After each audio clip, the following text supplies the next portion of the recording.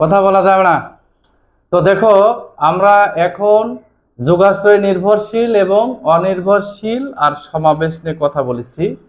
প্রথমত যেটা দেওয়া আছে 1 নম্বর কোশ্চিন যে ইউ ভেক্টর এত এত ভেক্টর সমূহের যোগাশ্রয়ী সমাবেশ রূপে প্রকাশ করো। মূলত এইটা দেখো ইউ হলো এইখানে ভেক্টরের মুখ্য ভূমিকা পালন করছে এবং এই যে u1 u2 এবং হলো u3 এগুলো হলো ভেক্টরের যোগাশ্রয়ী রূপ, যাদের সঙ্গে তুমি যদি মান নির্ণয় করতে চাও এদের স্কেলার প্রয়োজন হবে। যেমন ধরো যোগাশ্রয় প্রোগ্রামে একটু আগে আমরা কি দেখলাম যে এরূপ জিনিস, যে মনে করি এই প্রবলেমটা যদি আমি সলভ করতে যাই তাহলে অনেক সহজে আমরা সলভ করতে পারি।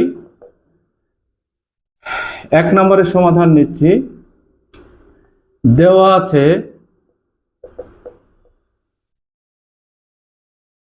আছে u equal 1 negative 2 5 u1 1 1 1 u2 1 2 3 u3 হলো 2 negative 1 1। আচ্ছা, আমরা ভেক্টরের সকল উপাদানগুলো নিলাম এবং এখানে ভেক্টরের যে মুখ্য মান ইউ সেটাকেও নিয়ে নিলাম। এদেরকে এখন যোগাশ্রয়ী রূপ দেব। তো যোগাশ্রয়ী রূপ দিতে গেলে আমরা কি করব দেখো, মনে করি you equal alpha u1 plus বেটা u2 প্লাস গামা u3। আচ্ছা, যে কোনো ভেক্টরের যদি এরূপ আকার আমরা পেয়ে যাই যেটাকে সমাবেশ রূপে প্রকাশ করতে হবে, এইটাকে একটা মডেল হিসাবে আখ্যায়িত করা যেতে পারে, যেখানে ইউ সমান আলফা u1 বেটা u2 এবং গামা হলো u3। এবার আমরা ভেক্টরের মানগুলো সুন্দর করে বসিয়ে দেই।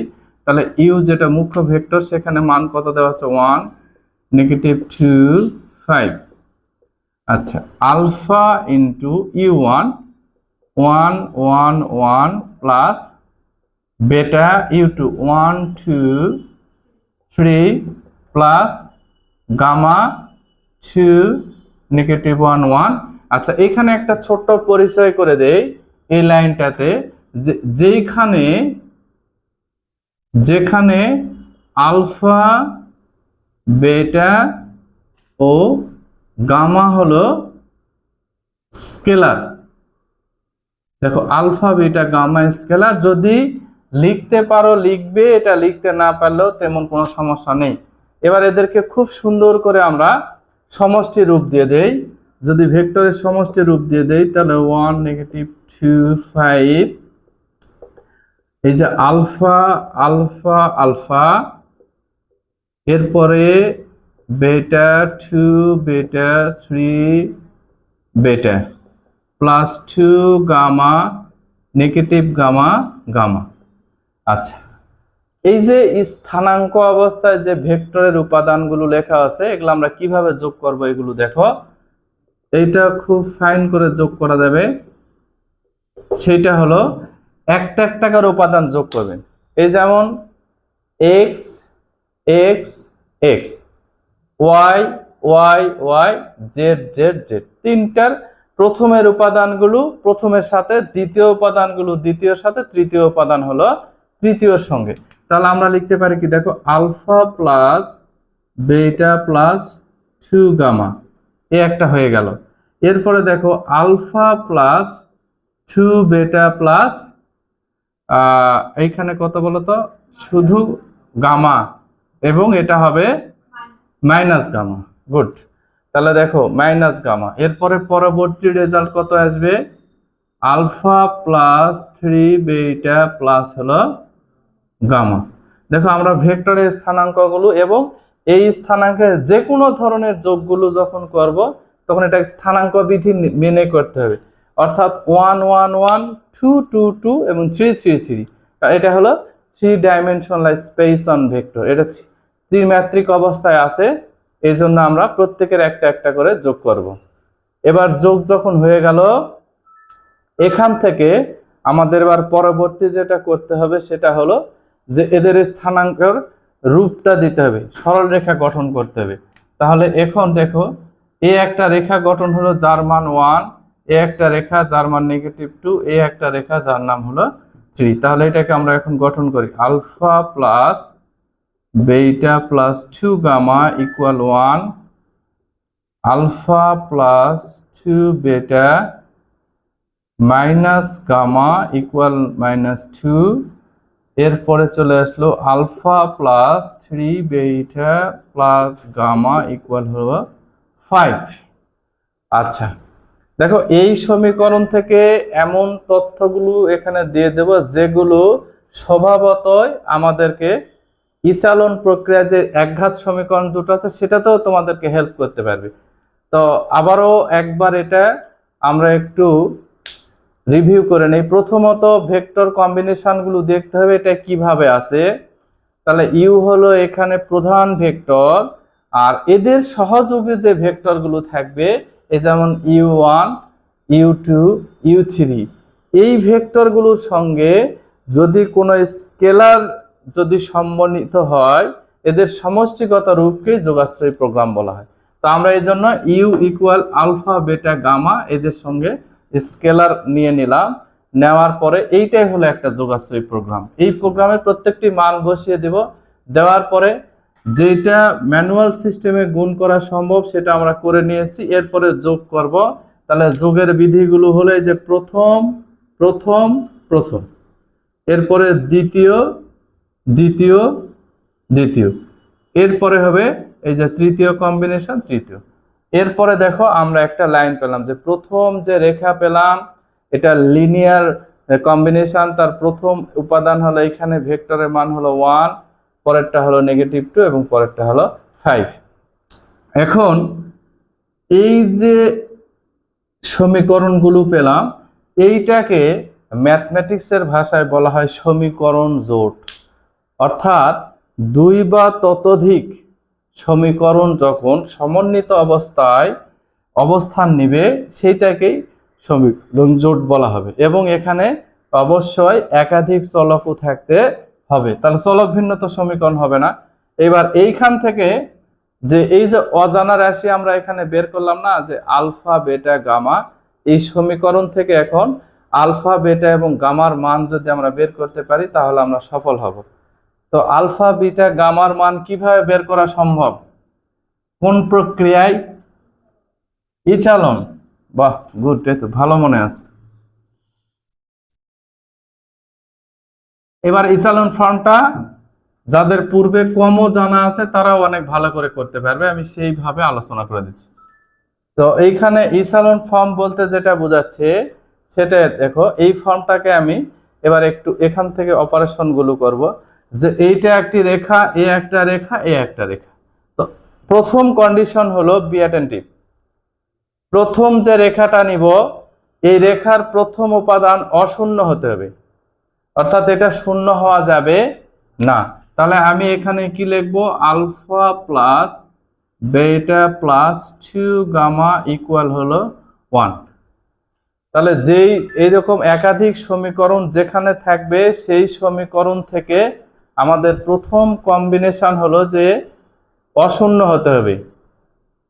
আচ্ছা,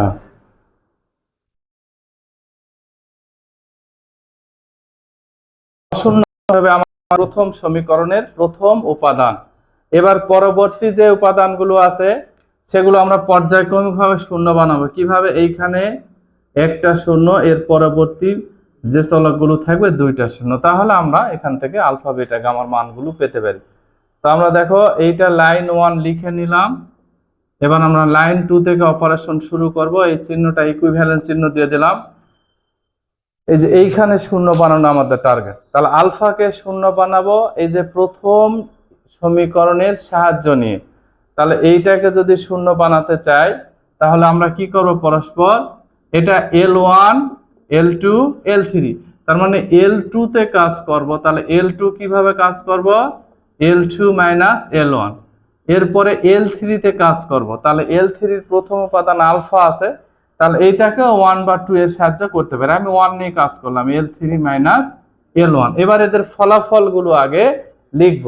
তাহলে ফলাফল যদি লিখি, আমার L2 কত ছিল দেখো, alpha plus 2 beta minus gamma equal 2, আর L1 ছিল কত, alpha plus beta plus 2 gamma equal হলো 1। এবার এটাকে মাইনাস যদি করি, তাহলে এই যে আলফা আলফা কেটে গেল, এখান থেকে কত মান বের হলো, বেটা, এবং এখান থেকে যোগ করলে হবে -3 গামা ইকুয়াল 1। আচ্ছা, ঠিক আছে না? 2 বেটা থেকে বেটা বাদ দিলাম, তাহলে একটা বেটা হলো, এখানে মাইনাসের গামা মাইনাসের 2 গামা, তাহলে রেজাল্ট এখানে পেলাম বেটা মাইনাস 3 গামা ইকুয়াল 1। এইটা একটা রেজাল্ট পেয়ে গেলাম। এইবার এইটা রেজাল্ট বের করি, তাহলে alpha plus 3 beta plus gamma equal হলো 5। তাহলে এখান থেকে alpha plus beta plus 2 gamma equal 1। এবার আবারও আমরা মাইনাস করি, তাহলে মাইনাস করলে 0, এখান থেকে কত হবে, 2 বেটা,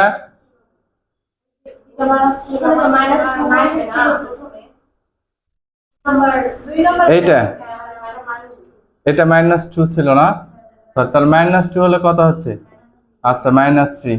তাহলে এটা আমরা রেজাল্ট পেলাম -3। Thank you.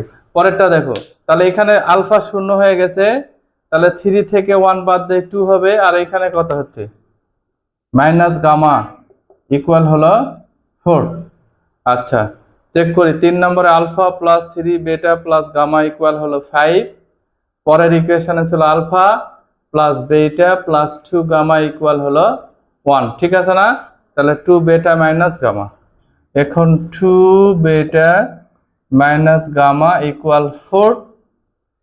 তো আচ্ছা, এখন আমাদের পরবর্তী টার্গেট কাকে শূন্য বানানো, 2 বেটাকে। মনে রাখবে ইচালন ফল মানে এটা পর্যায়ক্রমিকভাবে শূন্যের মাত্রা বাড়াতে হবে। যেমন এখানে 3টা সমীকরণ ছিল, 3টা সমীকরণের এইটাকে লিডিং এলিমেন্ট বলা হয়, এটা অশূন্য থাকতে হবে। এর সহযোগিতা নিয়ে, এই উপাদানের সহযোগিতা নিয়ে পরবর্তী যতগুলো ইকুয়েশন থাকবে তাদের প্রত্যেকটির প্রথম উপাদানকে শূন্য করতে হবে। এর পরবর্তীতে গিয়ে এইখানে যখন একটা শূন্য হয়ে যাবে, এবার চেষ্টা করতে হবে পরের যে লাইনগুলো থাকবে এগুলাতে আবারও শূন্যের মাত্রা 1-এর অধিক করতে হবে। যেমন এখানে একটা শূন্য হয়ে গেছে, প্রত্যেকের একটা করে হয়ে গেছে, আমরা প্রথমে একটা শূন্য, পরে শূন্য নিব হলো 2টা। তবে এই শূন্যগুলো ইচ্ছা করে নেওয়া যাবে না, কিছু ম্যাথমেটিক্যালি লজিক দিয়ে দিয়ে নিতে হবে। তাহলে নিয়ম অনুসারে এবার শূন্য বানাবো কাকে, 2 গামা ইকুয়াল 1 বেটা মাইনাস 3 গামা ইকুয়াল -3। এবার বলো, এইবার আমরা কি লাইন 3 তে কাজ করব। তাহলে লাইন 3 তে কাজ করলে নোট কি দিব, 2 লাইন 2 বেটা, এখান থেকে হবে লাইন 3 2L2। তো এখন যদি রেজাল্টটা আমরা নিয়ে নেই, 2 বেটা মাইনাস গামা ইকুয়াল হবে 4, আর 2 বেটা 6 গামা ইকুয়াল -6, ঠিক আছে না? 2 বেটা 6 6। আচ্ছা, এটাকে যদি এবার আমরা মাইনাস করি, তাহলে এখানে মাইনাস প্লাস প্লাস, তাহলে এটা যদি হিসাব করি তাহলে কত, 5 গামা ইকুয়াল হলো 10। তাহলে গামার মান কত, 2। তাহলে গামার মান বের হয়ে গেল 2। এই যে আমাদেরকে খুব সুন্দর একটা ইঙ্গিত দিয়ে দিল যে গামা বের হয়ে গেছে, মানে এইটা একক সমাধান নির্দেশ করছে। তো এখন গামার মান যদি আমরা বের করি তাহলে পরবর্তী মানগুলো বের করতে পারি। যেমন এইবার এখন গামা ইকুয়াল টু 2, তাহলে এই যে বেটা -3 আছে, তাহলে 3 ইন্টু 2 ইকুয়াল -3। তাহলে এখান থেকে হবে বেটা ইকুয়াল -3 প্লাস 6। তাহলে বেটার মান কত বের হলো, 3। এবং আমাদের আর পরবর্তী মানগুলো কি আছে, যে আলফা প্লাস 3 প্লাস 2 ইন্টু এখানে গামাটা বের হয়েছে 2 ইকুয়াল 0, তাহলে আলফা প্লাস 3 প্লাস 4 ইকুয়াল 0 না? তাহলে আলফার মান কত বের হলো? -7। এখানে 1 ছিল না, সরি, তাহলে 1 থাকলে 1 1, তাহলে এখান থেকে আমাদের বের হলো কত? Alpha plus 7 equal 1। অতএব আলফা ইকুয়াল টু 1 থেকে 7 বাদ দিলে -6। এই যে নির্ণয় মানগুলো পেয়ে গেলাম, আলফার মান -6, বেটার মান 3 এবং গামার মান হলো 2। এবার আমরা যোগাশ্রীর সমাবেশটা নিয়ে নিব। অতএব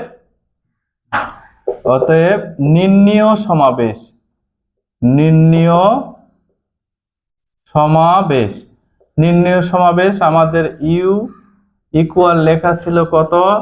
আলফা u1 প্লাস বেটা u2 প্লাস গামা u3। এবার মানগুলো বসিয়ে দিব।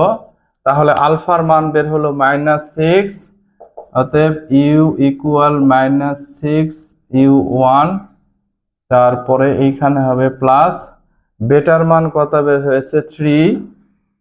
3 u2 প্লাস গামার মান বের হয়েছে হলো 2, তাহলে 2 u3, this is the answer. তাহলে এই হলো যোগাশ্রয়ী সমাবেশ, যে এরূপ স্থানাঙ্কের যে কোনো ম্যাথ। তবে একথা সত্য যে এখান থেকে 3টা টপিকস আছে গুরুত্বপূর্ণ, তার মধ্যে যোগাশ্রয়ী সমাবেশ একটা, ভেক্টরের নির্ভরশীলতা অনির্ভরশীলতা, এই 2টা মিলে 3টে। এই 3টার মধ্যে থেকে একটা ম্যাথ পাওয়া সম্ভব, এবং তারা এই ম্যাথগুলো সহজভাবে করতে পারবে যাদের ইচালন আকৃতিগুলো ভালো করে জানা আছে। ইন্টারেস্টিং ব্যাপার হলো যে এই যে পরবর্তী যে ম্যাথ 2 নম্বরে দেওয়া আছে, ইউ সমান এত এত, এটা সবাই ট্রাই করবে। যদি এটাতে সফল হও বাস, তাহলে আর এই সমাবেশে এই ম্যাথগুলো আর প্রয়োজন পড়বে না। এটা অত্যন্ত গুরুত্বপূর্ণ একটি ম্যাথ, অবশ্যই আমাদেরকে মনোযোগ দিয়ে করতে হবে। ওকে।